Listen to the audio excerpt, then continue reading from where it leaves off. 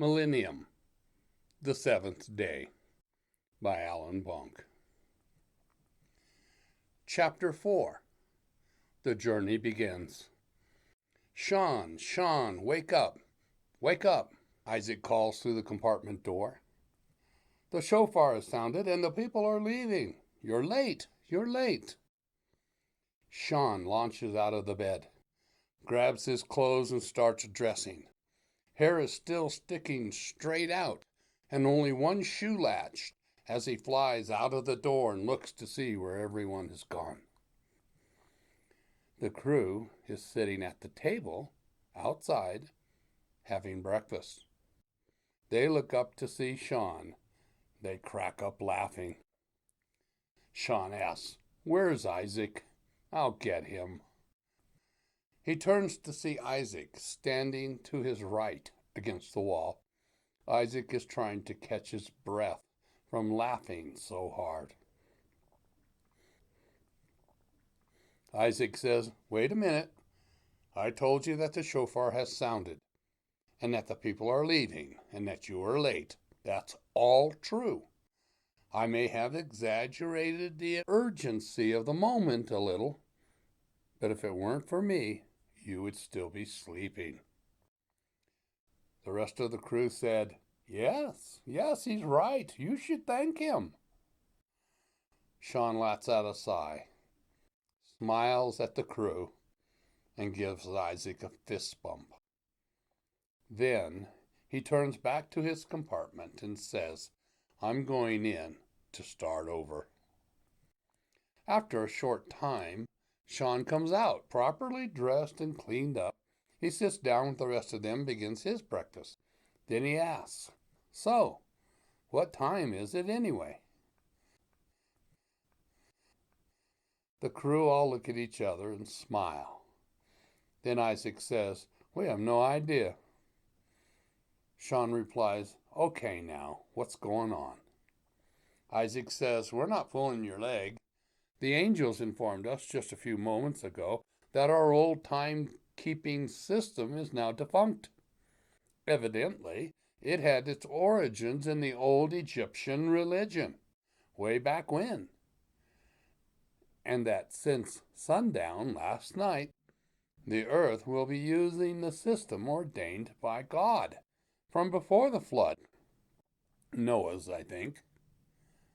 Evelyn comments, "The angels and God's heaven have been using the original system all along, and now we are going to need to learn it." Sean says, "How hard can it be?" Evelyn replies, "Well, the angels will be back in a few shemanim. You can ask them why. There are only 18 hours. Oh, I'm sorry. I mean manas in a day." Sean says, "Okay, touche." Then he hesitates for a moment and looks at everyone at the table. Did that really happen last night? Did the earth actually sing praises to God? Did the entire sky fill up with angels singing for hours the praises of God? Did the Spirit and the glory of God flow over us like a river, through us and into us? By the time Sean finished his question, everyone at the table, with tears flowing down their cheeks, said, "Yes, we were there. It was all real, and we all saw it, and we all felt it." Sean continues, "After all the years that I despised him, made fun of him, belittled him, now this. He still loves me. He has forgiven me. Last night, I slept like a baby for the first time in my life. Total peace in my heart.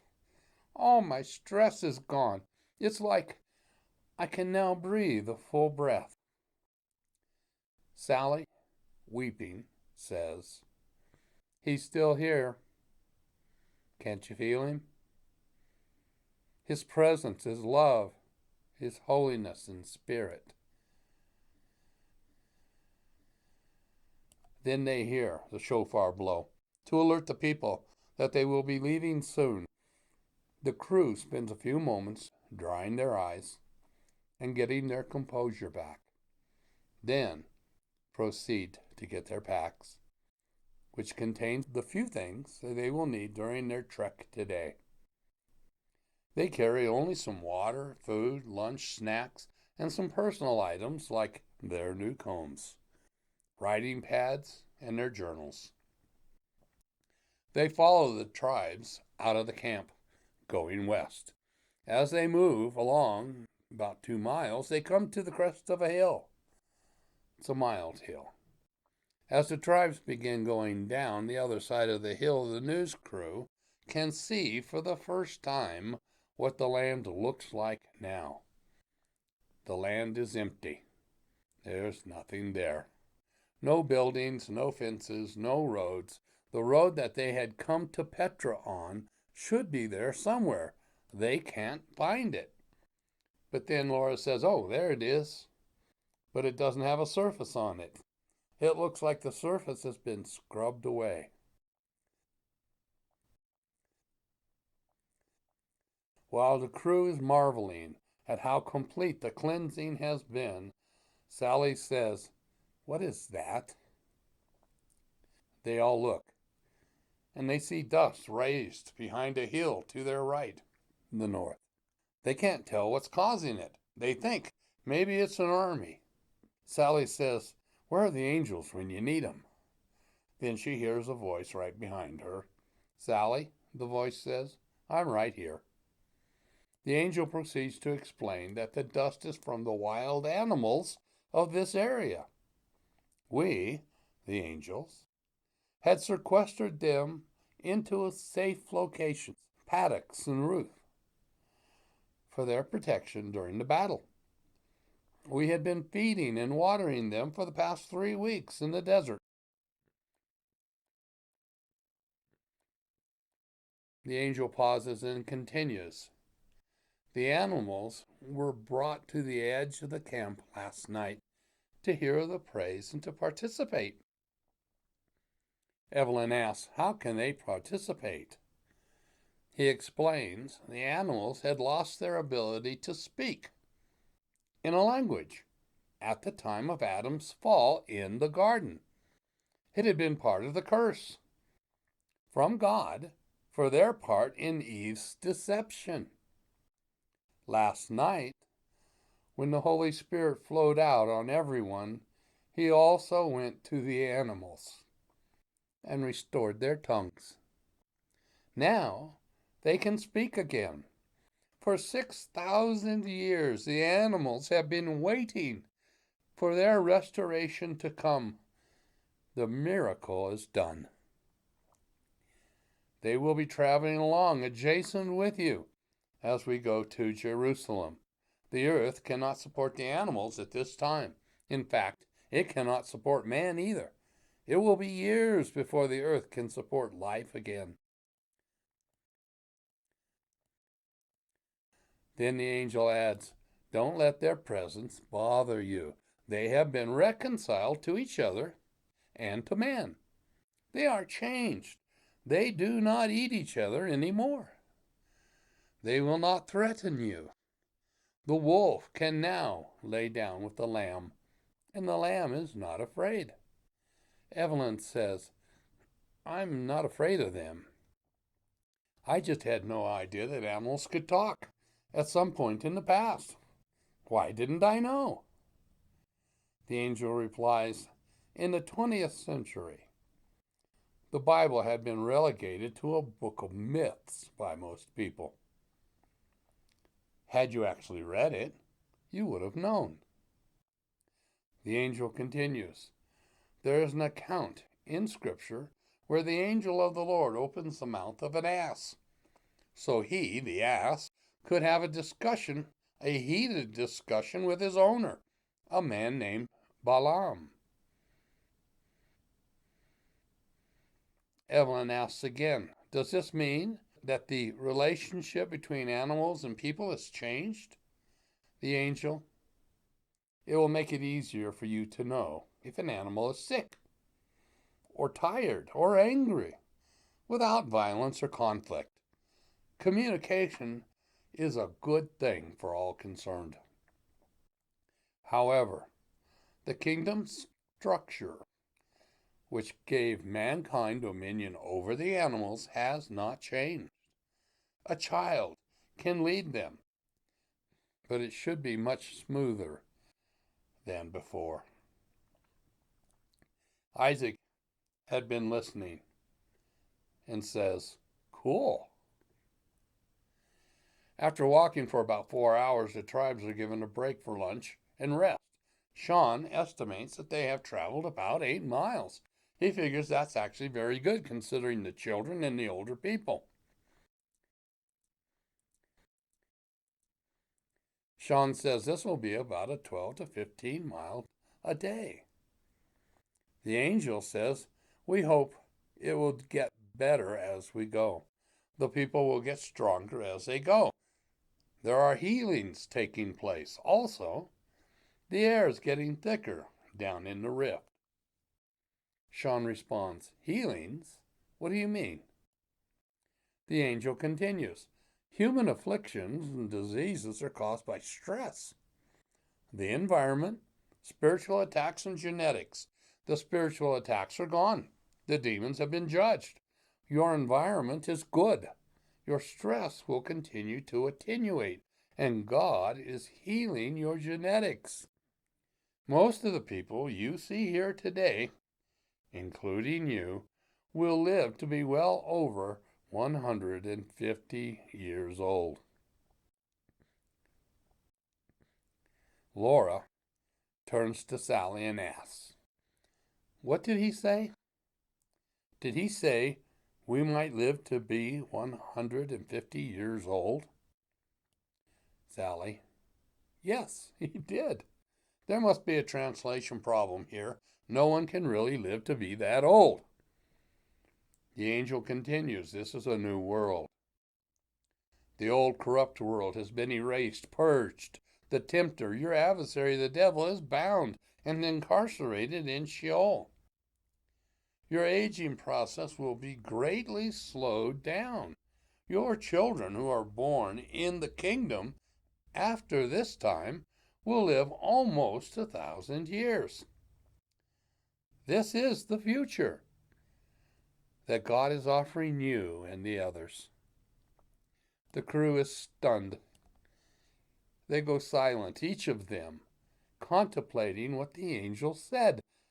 They just continue walking along the way without a word.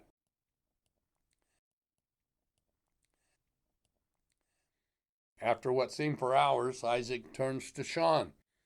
"You know, these desert clothes that we're wearing are really comfortable. At first, I felt weird in them, but I'm getting used to them now." Sean nodded in the affirmative and then added, "These open-toed shoes actually work well as well. They stay much cooler and are in the shade of the clothes."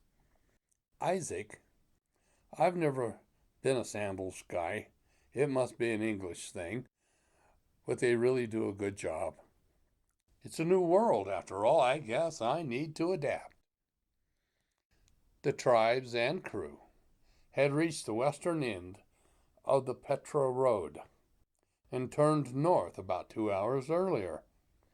For the crew, this is uncharted territory. They had come to Petra from the south 3 weeks earlier.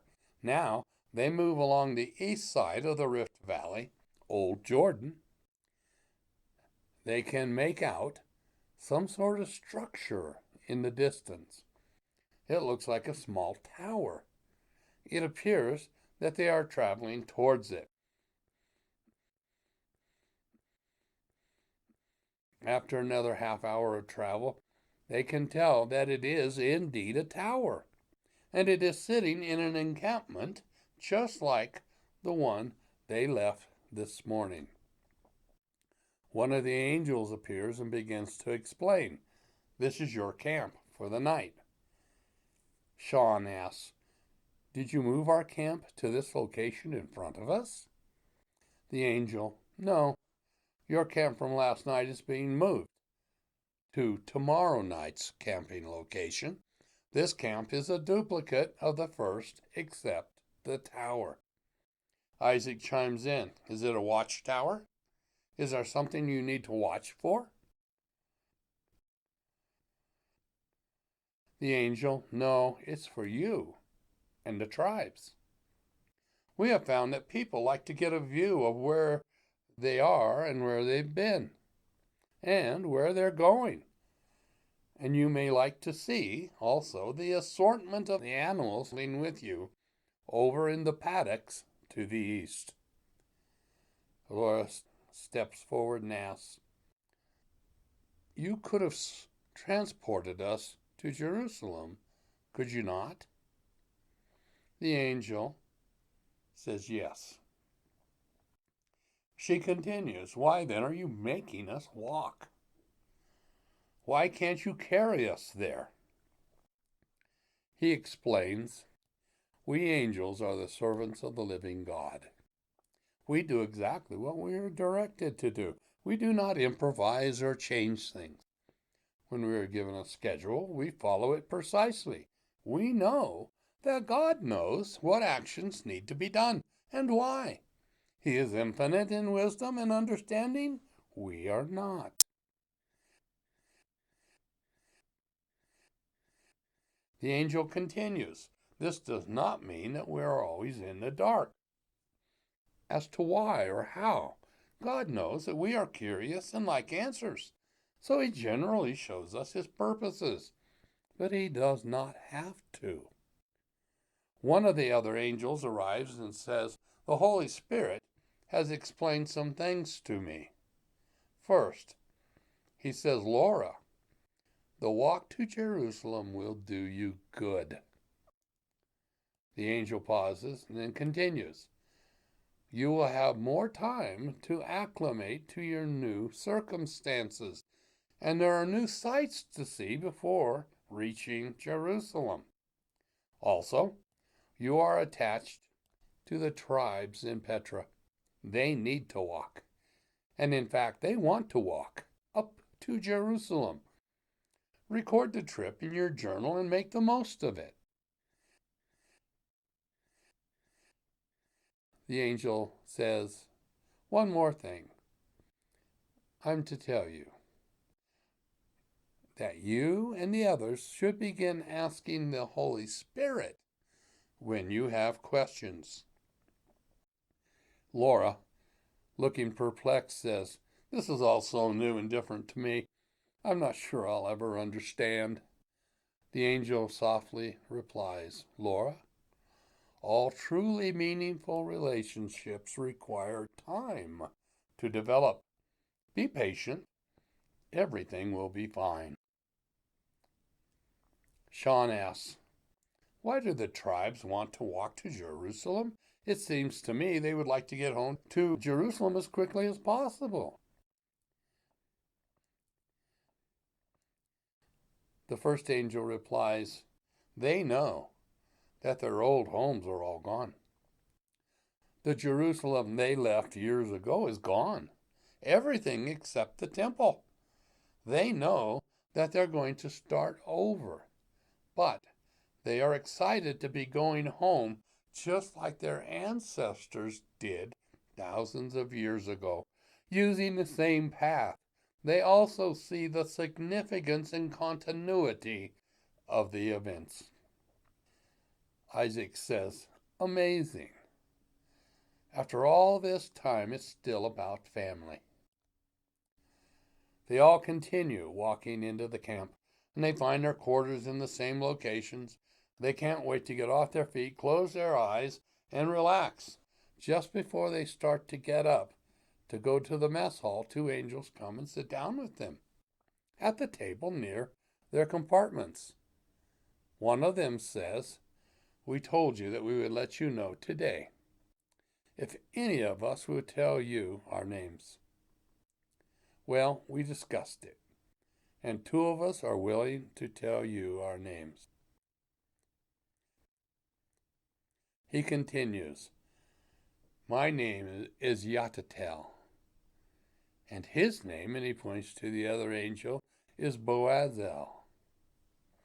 Laura asks, do your names have meanings? Yatatel replies, yes, my name means God's guide, or a guide from God. And Boziel means a pillar in God's house. Sean stands up and says, thank you both for trusting us with your names. We are honored. Isaac says, you two really look rested and strong, especially since you sang for hours last night and traveled with us all day here. Hosiel replies, actually, we stopped the praise service just after 2 hours for you and the camp. We continued to worship by ourselves nearly all night. We are not frail at all. We are the Gibor, the mighty Gibor, the mighty ones. We even reduce our appearance, our size, so we don't intimidate you and others. After dinner, Isaac and Evelyn stroll past the tower on the east side of the camp. They see a long line of people waiting for an opportunity to climb the tower. They just look at each other, and Evelyn says, maybe tomorrow. By the time we get there to our quarters, the others will have already turned in for the night, Isaac says. See you in the morning. In the morning, Isaac comes out of his compartment, finds Sean already at the table, having breakfast and reading something. Isaac laughed and said, I guess I won't need to wake you today. Did you not sleep so well? Sean replies, no. Actually, I slept great. I had asked the Lord to wake me early in the morning so I could better prepare for the day, and he did. He woke me, and here I am. Isaac asks, so what are you reading? He replies, it's a time chart, so I can cross-reference the hours versus manas, the new time units. A mana is 80 shimonim, minutes. There are about 18 manas to a day. At the equinox, there are 9 manas in a day and 9 manas at night. Every 30 days, the sunrise and sunset will change by 1 mana, either shorter or longer depending on the season, summer or winter. The old 24-hour days have no such relationship. Sean continues, this chart also covers the new, actually the original calendar, that the New World will be using. It shows how the weeks of days and weeks of weeks, or jubilees, works. The chart is round, it has several different wheels, and can be rotated to give answers. I haven't used one of these kinds of charts in years. It works great, and there are no batteries to run down. There's a chart on the table for each of us to have. Isaac asks, have you been told about the calendar, the 364-day solar calendar? Sean, yes, but only that it exists and will be used in the kingdom. Yadatiel says we'll discuss it tonight. Isaac, cool. Sitting around the table, the whole crew discussed how well they all seem to have recovered from yesterday's track. The crew finishes breakfast and goes to the assembly point. The morning seems to go by in a flash. They are now talking about how many animals are in the herds just to the east of them. They seem to be more than yesterday. And the birds that are traveling along with the animals are flying around in great flocks, flying in circles and making loops. There are more different types than you can imagine, each species trying to do more than the others. It's like a great aerial show. No one chasing anyone. They're all just celebrating. Celebrating the new kingdom. Just having fun. After lunch and their afternoon trek, the crew sees their camp, a welcome sight. They also realize that they had not seen the angel since they left in the morning. Sean turns to Isaac and says, I'm looking forward to talking to Yadatiel about the calendar tonight. As the crew finishes their dinner and are sitting around writing in their journals and commenting on how well they understand the need for daily foot washing, Boziel comes walking up and gets the crew's attention. He says, Stay in your chairs, don't get up. He continues, Many of the animals in the paddocks have expressed curiosity about your camp, and people in general. They have asked if they could walk through and see what you're like. Many of these animals have never seen a person up close or seen a dwelling. We have told them that we would escort them through the camp and back. They have agreed just to follow us. They will be coming past you in about 15 shemanim. Do not laugh or make comments. They understand more than you think. Laura turns to Sally and says, Is he serious? Sally, I think so. Isaac just says, Cool. Sure enough, they see the animals coming along the roadway between the dwellings. There are 4 angels clearing the way in front and setting the pace. With the animals are angels walking with them. Ever so often, the angels stop and point at things and talk to the animals. They are explaining and answering questions. Evelyn says under her breath, I've noticed that some of them are sniffing around. This is like a petting zoo in reverse. I think I've seen it all. A parade of talking animals led by angels. The whole crew stops, reaches for their journals.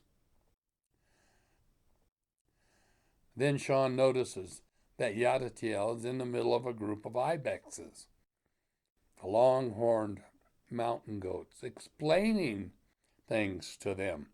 Sean can't help but smile. He thinks to himself, I get to talk to him when you're done. As Yadatiel passes the crew's location, he makes eye contact with Sean and says, Tomorrow, okay? Sean nods back and smiles. Just as it seems that all the animals have passed their location, there is a short break. Then we see them. The cats. Not just a few, but more than 100. The cats are grouping themselves by types. Lions, leopards, tigers, jaguars. They fill the area from side to side. They are moving slower than the other animals were. Laura whispers, I know we're not on their diets anymore. But look at those eyes. It's unnerving. There's nothing between us and them. I hope they don't forget. About half of them passed by when one of the younger lions brushed up against one of the people watching. It was just like a house cat would do, but the person was nearly pushed down. Then a deep voice came from the middle of the cats. Stop that. Everyone looks towards the voice. It was the biggest lion of the group. The young lion quickly slipped back into the middle of the group. All is well. The parade takes a manah, or about 80 shemanim minutes, to pass their location, and 3 manahs to complete the full tour. Now, 2 days later, and 30 miles further along, The crew sits at the morning breakfast table. Isaac asks Sean if he got to talk to Yadatiel about the calendar. Sean says yes. It all boils down to 7 days in a week. The days are not named, only numbered, except day 7, which is also called Shabbat. You can have weeks of days, weeks of years. 7 years is a week year. If you multiply a year week or a week year times 7, you will get a jubilee, which equates to 49 years. A jubilee. The next year, or the 50th year, is called the year of jubilee. Dates are designed by year 1 through 7, year weeks 1 through 49, a jubilee. Today is year 1 of week 1 of Jubilee 1. This would be read 111.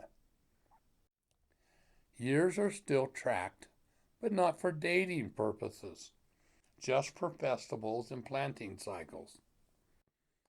They are still 12 months per year, with 4 31-day months and 8 30-day months. The months are not named, only numbered. So, today is the 4th day of week 1 of month 1 of year 1. This would read 411. If you need to have a complete date from the day of the Jubilee, then you would add a week year number, 1 through 49, and then the Jubilee number. This would read 41111, or the 4th day of the first Jubilee. He continues, this calendar was originally given to the prophet Enoch before the flood, and then abandoned by the Israelites when they went to Babylon and Assyria. Enoch's calendar was established before any of the Gentile nations made their own calendars. The Gentiles replaced God's calendar with their own. They wanted to honor their own gods. Sally says, I understand that the tribes in Petra had a hard time accepting that their Jewish lunar calendar is not acceptable. Sean, yes. However, Boziel says that Moses was informed by the angels that his people would start using a lunar calendar, and it was this lunar calendar, because of its complexity, that they would lose track of the actual date and be in error. It was for this reason that no one could predict the dates of the Jubilees accurately. Sally pauses and looks perplexed. Evelyn says, changing the subject, I'm looking forward to the trek tomorrow. Boziel told me to look at the Dead Sea when we get there. He did not tell me why, just to look. The shofar blows and the crew begins to move. They don't know it, but they are walking on the old Dead Sea Road, which follows the east bank. It takes only about 2 manas for them to see the southern extreme of the sea, but they are confused. They thought the southern portion was being mined for minerals and salt, but now the mineral ponds which cross the sea are gone. They reasoned among themselves, well, the mining works would be destroyed. Just like everything else, no big surprise. As they continued watching the sea, Sally exclaims, it's moving. The water is moving. Can't you see it? It's moving. Everyone just looked and said, what's moving? Sally says, the shoreline. Sean says, she's right, it's moving south. When the tribes stopped for lunch and a rest time, The crew were able to see that the front edge of the sea to the south was indeed moving, flowing. It was fast enough that the crew could track its progress. As they watched, Boziel walked up to them and told them, "The southern edge of the sea is 10 miles further south than it was earlier, and the separation between the north and the south parts of the sea are completely gone, completely underwater. If you look closely at the western shore directly across the sea, you can see a river entering the sea." He continues, "The river is an ancient one, which had not flowed for thousands of years." As the crew looked, they could see it clearly. It's not a creek, but a large raging river flowing down from the canyons above. Boziel continues, "That river is at Zohar, and there are 4 more, even larger rivers flowing into the sea. The others are further north, the Teslim, English, Engedi, and Metsalim. All of the West Bank Sea will eventually raise 700 feet above its old level. There's currently a large amount of flowing water, literally, from under the temple foundations in Jerusalem. It's flowing east through a new gash in the Mount of Olives, which guides the water to the Dead Sea. The Dead Sea will become capable of sustaining life. The Dead Sea will be dead no longer. The earthquake, which you felt just after Jesus left Petra, was caused by him when he came down on the Mount of Olives, just east of the Temple Mount. It caused fissures along the west side of the Rift Valley, releasing massive underground reservoirs. Isaac asked Boziel, "Can the water reach up to our location?" He responds, "Yes, it will. It will actually go hundreds of feet over this old roadbed that you are walking on. But don't worry, we will be gone before it gets here." The tribes stand up and begin to move forward. Isaac says, "Yes, it's time to move along. Let's go." Everyone smiles. 3 manas later, they are looking at the main body of the northern Dead Sea. They can clearly see the rivers flowing into the sea. The one coming down from Engedi is the largest. The angel Boziel points out, "Do you see that flat area up on the bank next to the river? That point is where the village of Engedi used to be. It's located 700 feet above yesterday's Dead Sea level. The village will be built and used as a seaport in the future. People will fish from that location." The trek continues and comes to this night's encampment. They can see that it has a tower. Sean says, "Maybe we can watch the sea from there tonight. Once we're at the camp, we'll have to hurry to get up to the tower, maybe even put off dinner for a while. Let's do it." As the crew enters the camp, they decide to climb the tower first thing, in hopes of getting in front of the crowd. Laura and Evelyn decide to go on to their rooms, but Sally stays with Sean and Isaac. As they finally reach the top of the tower, they move quickly to the western edge to look out. As they begin to identify locations and rivers, etc., Sally sighs and says, "I wish I had my camera and the telescopic lenses. I could take some marvelous pictures from here." Then she hears a voice behind her say, "Sally, don't look back. Only look to your future." Sally thinks, "That's not one of the angels. Who is that?"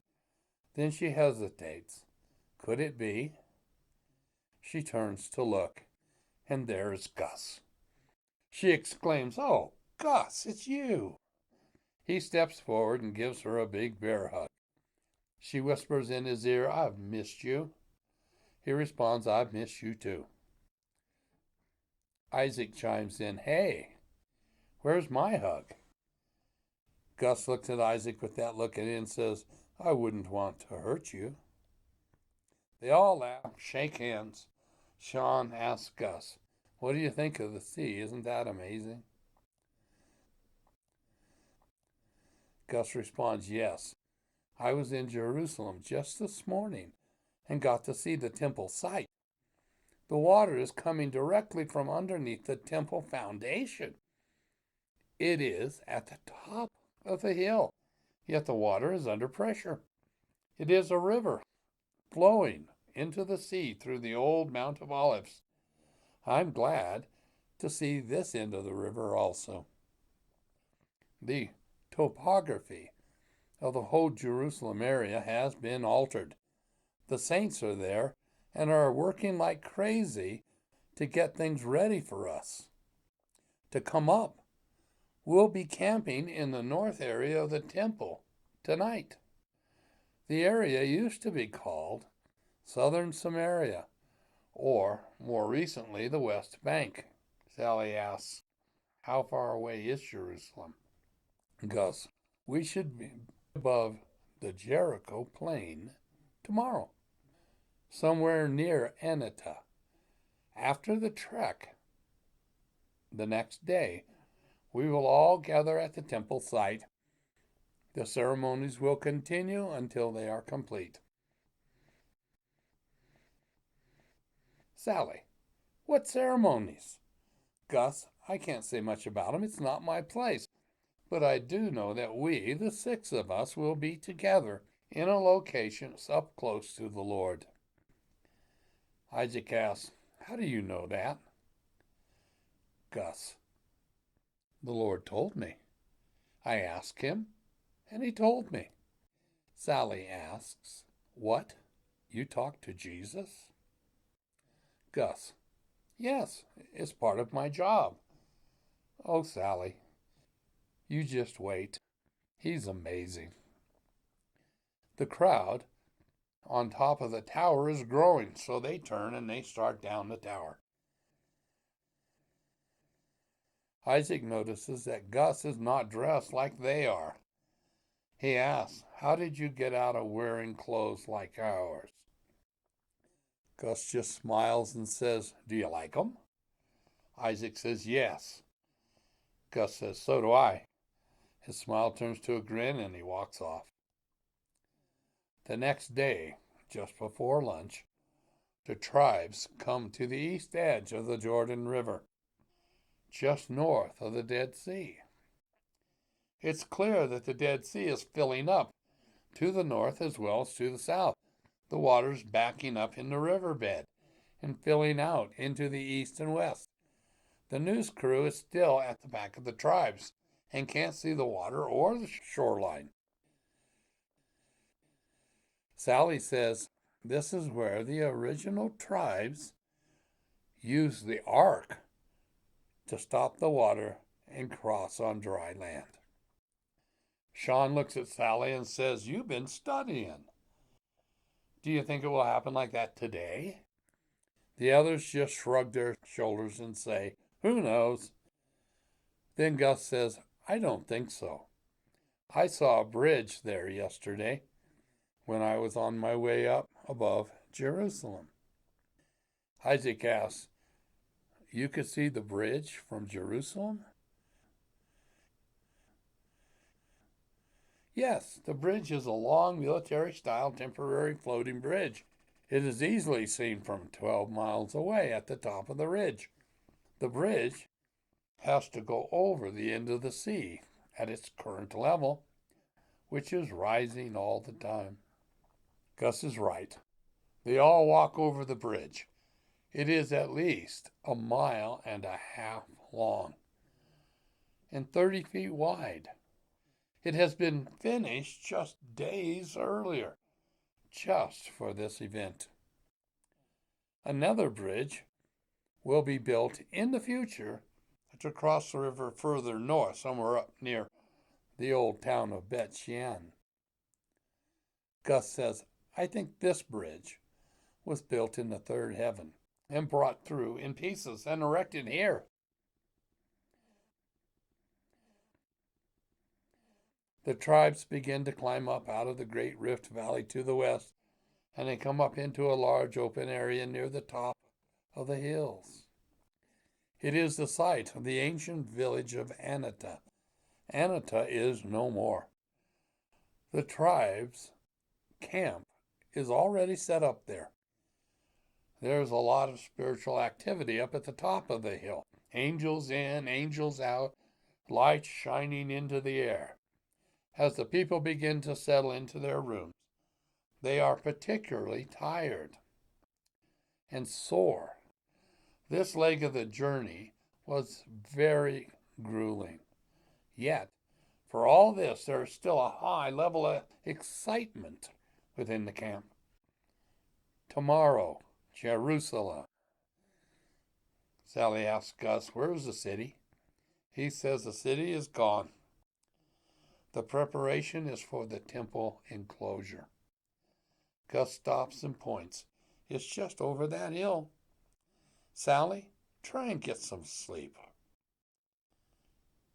End of chapter 4.